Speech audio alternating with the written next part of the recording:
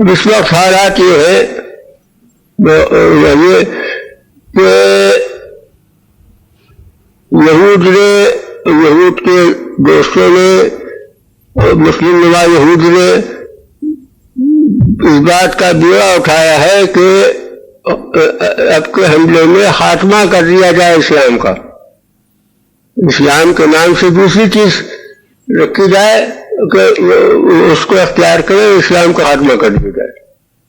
عالمگیر فتنہ ہے، ہر جگہ پھیل رہا ہے، دور دور پھیل رہا ہے، اور نام کہیں اسلامی نظام کے نام سے ہے، کہیں اسلامی انقلاب کے نام سے ہے، بہرحال اسلامیت اس کے ساتھ لگی ہوئی ہے، اس کے اوپر مرمہ کیا ہوا ہے اسلام پر، اور خیر کے لباس میں شر۔ تو اول تو مشکل ہوتا ہے سمجھانا کہ بھئی یہ خیر ہے، شر ہے، کیا ہے، اس کے اندر کیا ہے۔ ویسے وہ جب ایران میں انقلاب ہوا، سب سے پہلے انقلاب ہوا بھی نہیں تھا، ہونے والا تھا، تو میں نے ایک مضمون لکھا تھا خطبہ دین لاہور میں، اس میں لکھا تھا عنوان اس کا تھا کس کے گھر جائے گا طوفان بلا اس کے بعد، اور میں نے دکھایا تھا کہ یہ انقلاب نہیں ہے، یہ اسلام کے خلاف تحریک ہے، تحریک عالمگیر ہے، ہوشیار ہو جاؤ، لیکن یہ تو تباہ کن تحریک ہے بالکل۔ اس کے بعد ہوا کیا، اس میں مضمون شائع ہوا، ادھر تو حکومت کی طرف سے گرفت ہوئی، ایڈیٹر وغیرہ کو چیزیں کو شائع کیا، میرا سے تعلقات خراب ہو جائیں گے ہمارے کچھ، خیر وہ تو مکتب سے تو کسی نے پوچھا، کچھ نہیں کیا۔ اس کے بعد میرے ایک دوست ہے مولانا ابوذر صاحب، بیچارے میرے ہم خیال مشرف ہیں، وہ تشریف لائے، وہ کہا کہ مولانا آپ کو معلوم ہے اس مضمون کو پڑھ کر کے کیا خطاب ملا آپ کو؟ میں کہا نہیں، وہ کہا کہ خطاب ملا کہ پاگل ہے یہ، پاگل ہے یہ، اسی چیز میں سوچتی ہوں، کچھ نہیں سمجھ میں آتا اس کو۔ خیر میں نے کہا کیا کیا جائے اس کو، انبیاء کو کہا تو میں کیا خلقت ہے جی۔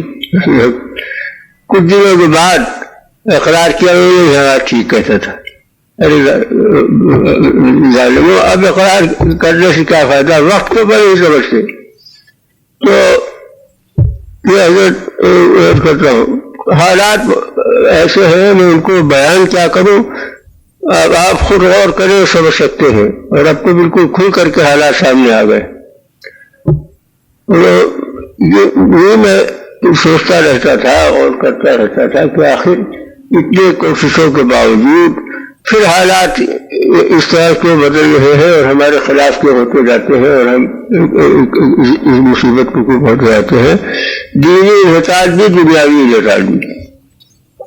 وہ جواب میرے ذہن میں آیا، آپ بھی کچھ نہ کچھ اور کر چکے ہوں گے، اس میں کچھ نہ کچھ جواب ممکن ہے آپ کو صحیح میں آیا ہو، مگر جو جواب میرے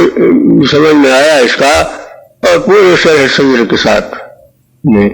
وہ میں آپ کے سامنے پیش کرتا ہوں اور اسی کی دعوت دیتا ہوں۔ وہ جواب سے آیا،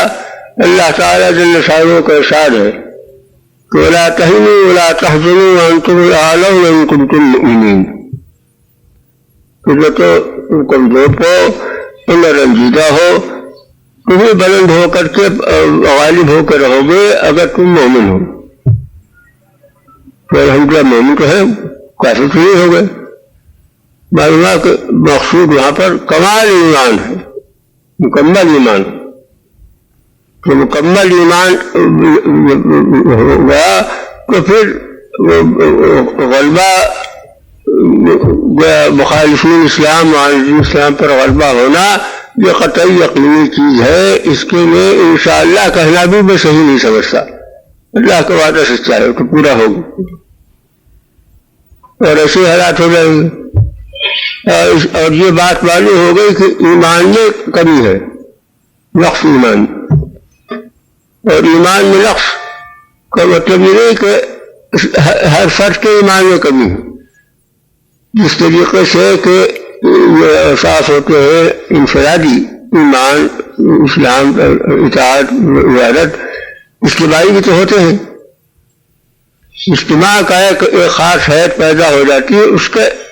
اس کے لیے احساس ثابت ہوتے ہیں، ایک شخص واحد ہو جاتا ہے. جسے نماز پڑھتے ہیں، ایک تو نماز طرح پڑھنا اور ایک جماعت سے نماز ہوتی ہے، اس کے صاف اور اس کے خواص جداگانہ ہو جاتے ہیں. جماعت سے نماز پڑھنے میں جو بات ہے وہ انفرادی طرح نماز پڑھنے میں نہیں حاصل ہوتی. تو اجتماعی ایمان جو ہے وہ کمزور ہے. اگر اجتماعی افراد تو بہت سے ایسے قابل ایمان ہمارے موجود ہیں، مگر افراد کے کمالات اور ان کا صاف کا اثر افراد ہی کے اوپر ہوتا ہے، اس کا عجیب کو ملتا ہے، اجتماع پر کوئی اثر نہیں ہوتا. یہ کہ ہمارے ہاں بہت سے ظاہر مقاصد ہو لیکن اجتماع جو ہے، مجتمع جو ہے، اس کے اندر یہ جو تقویٰ نہ ہو، تو ان افراد کے لیے تو بہت آخرت میں بھلائیاں ہیں، اور اس کے ساتھ ساتھ یہ کہ دنیا میں بہت سے فائدے ان کو پہنچیں گے، اطمینان سکون قلب حاصل ہوگا. لیکن اجتماعی زندگی میں کوئی تبدیلی ایسی نہیں ہوگی جو اس کے لیے جو اجتماع کے لیے سب کو نہیں مفید ہو. تو یہ بات جو ہے یہ سمجھنا کہ انفرادی طور پر ہمارے یہاں بہت سے صالحین موجود ہیں، نمازی ہیں، تہجد گزار ہیں، سچے لوگ ہیں، ایمان کامل رکھتے ہیں، عقائد درست ہے، باوجود اس کے ایک حدیث میں یاد آتی ہے، حضرت ام سلمہ رضی اللہ عنہا نبی کریم صلی اللہ علیہ وسلم نے ارشاد فرمایا کہ ویل للعرب من شر قد اقترب فتح من ردم یاجوج وماجوج ہکذا اور کما قال صلی اللہ علیہ وسلم. تو آپ نے فرمایا کہ عرب کے لیے بڑے افسوس اور نقصان کی بات ہے کہ اس شر کی وجہ سے جو قریب آ گیا ہے. وہ شر کیا ہے؟ فرمایا آپ نے کہ یاجوج ماجوج کی دیوار میں سے اتنا حصہ آپ نے انگوٹھے کو ملا کا اتنا حصہ کھل گیا ہے. تو حضرت ام سلمہ رضی اللہ عنہ نے عرض کیا کہ یا رسول اللہ نحن کو فی صالحین، تو کما قالت کیا ہمارے اندر تو صالح لوگ موجود ہیں پھر بھی ہلاک ہو جائیں گے؟ آپ نے فرمایا نام اذا کثر الخبث، ہاں اگر جب کثرت ہو جائے گی، اکثریت ہو جائے گی برائی کی خباثت کی، تو صالحین کے ہونے کے باوجود قوم ہلاک ہوگی. یہی وجہ ہے دیکھیے آپ کے جو تباہی آئی ان کا تذکرہ کرنے سے بھی بہت دکھ ہوتا ہے، اس کو تذکرہ کرنا بھی نہیں چاہتا. یہ کچھ ہوا اور بہت سی چیزیں ہیں جو آپ نے دیکھی نہ ہوگی، سنی ہوگی، اس لیے کہ وہ حالات 47 میں ہوئے تھے. اس کے بعد وہ آپ نے بہت سے ایسے کچھ وقت پیدا بھی ہوئے ہوں گے اور پیدا ہوئے بچے ہوں گے. بس وہ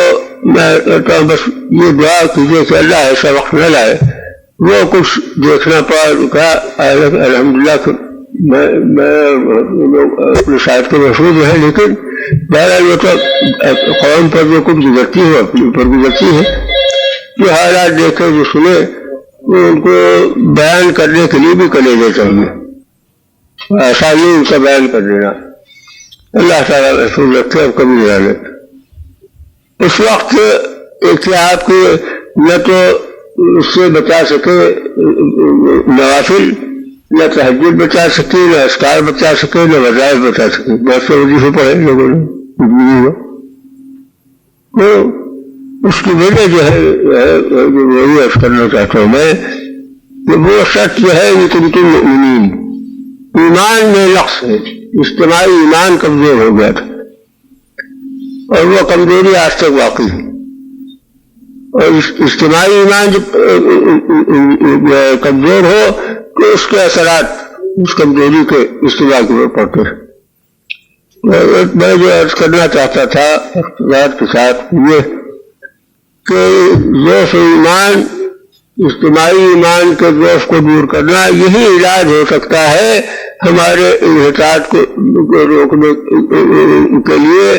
اور یہی علاج ہو سکتا ہے ہمارے دینی انحطاط کو روکنے کے لیے، یہی علاج ہو سکتا ہے اور کوئی علاج نہیں۔ کیا ہے کہ ہمارا حال یہ ہے کہ ایسے لوگ خاصی کثیر تعداد میں موجود ہیں جن کا تہجد و وظیفہ ایسا ہے، دیکھ کر کے بعض اوقات یہ معلوم ہوتا ہے اپنے کو کہ ہم فاسق فاجر ہیں۔ وہ حال ہے کہ دامن میں پھیر دو تو فرشتے وضو کریں، ان کیفیت ان کی نہیں ہے،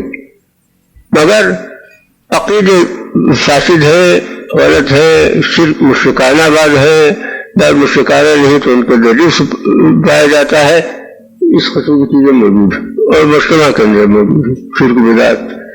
تو سب سے بڑا کام جو ہے اس وقت میں یہ کہ کمال ایمان حاصل کرنے کی کوشش کی جائے، اور وہ کیا کہ عقائد کی اصلاح۔ اب آپ بلازہ فرمائیے کہ ہم ختم نبوت کا عقیدہ رکھتے ہیں، عقیدہ بالکل حق ہے، نبی کریم صلی اللہ علیہ وسلم کے اوپر ہم نبوت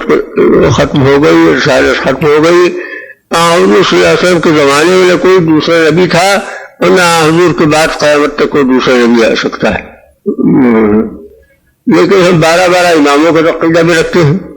80% سنیوں کے 12 امام کا عقیدہ موجود ہے، اور امام کے لیے وہ سب کچھ ثابت کرتے ہیں، وہ نبی کے لیے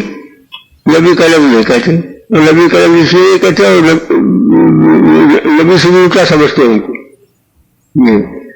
یہ عقیدہ موجود ہے ہمارے ہاں۔ تو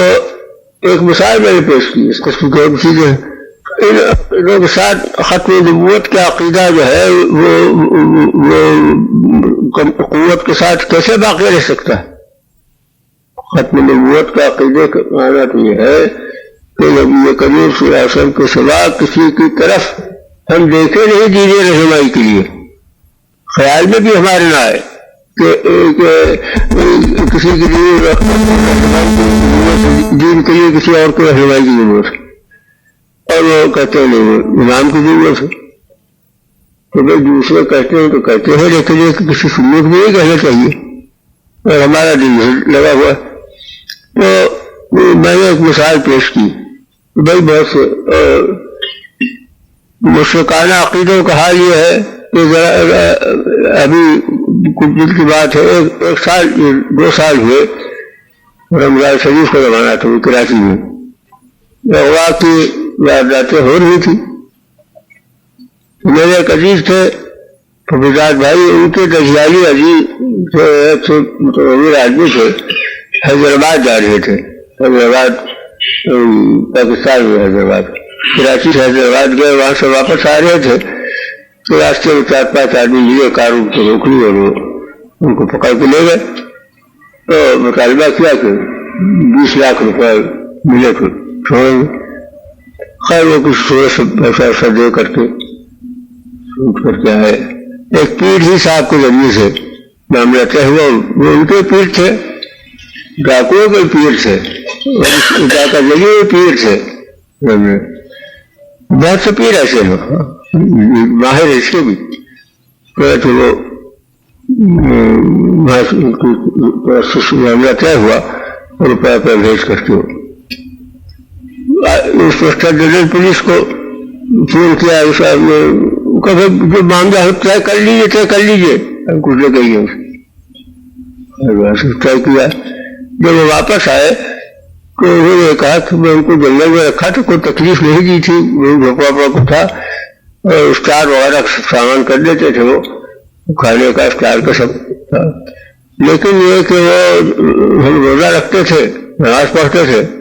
وہ لوگ آتے تھے جن کے وقت سگریٹ پیتے رہتے تھے، رہتے تھے، میں نماز پڑھتے تھے روزہ۔ میں نے کہا بھائی مسلمان ہیں آپ لوگ بھی، آخر یہ رمضان کا زمانہ ہے، نہ روزہ رکھتے ہیں آپ، نہ نماز پڑھتے ہیں۔ وہ کہا ہمارے لیے سب معاف ہو چکا ہے، اور فلاں بزرگ کے سلسلے میں ہے، بس ہمارے لیے کہ صبح کوئی عالی مددے کر 2-3 دفعہ نعرے لگا دیں کافی ہے، نماز روزہ سب معاف ہوگا۔ وہ ہندوستان جو پاکستان سے جنگ جب ہو رہی تھی سن 70 کے بعد 71 میں، میں اسی زمانے میں آیا تھا ہندوستان سے 70 کے آخری دسمبر میں آیا ہوں. اس کے بعد اس سے پہلے ہندوستان میں رہا. تو وہاں ایک پیر صاحب تھے, میں نام نہیں لینا چاہتا, پیر صاحب کچھ لوگ ضرور جانے لگے.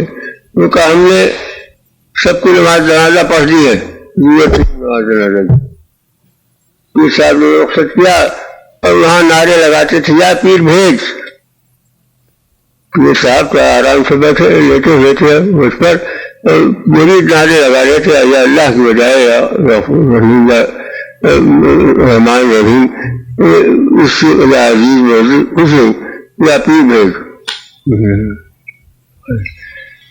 تو یہ عقیدے پھیلے ہوئے ہیں اور اکثریت میں ہے اس قسم کے عقیدے.